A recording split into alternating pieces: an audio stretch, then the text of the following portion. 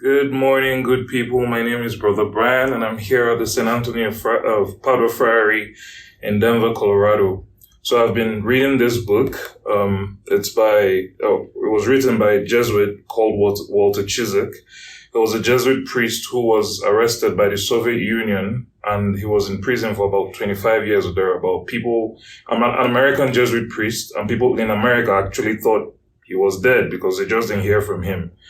He wrote this book when he was released about his experience and basically how God transformed him through his trials. And there are a few lines I thought I should read out.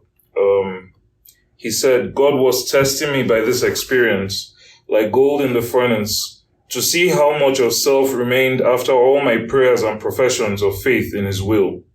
In that 1 year of interrogations, these last terrible few hours, the primacy of self that had manifested itself and had been reinforcing itself even in my methods of prayer and spiritual exercises underwent a purging through purgatory that left me cleansed to the bone." Why did I decide to read this?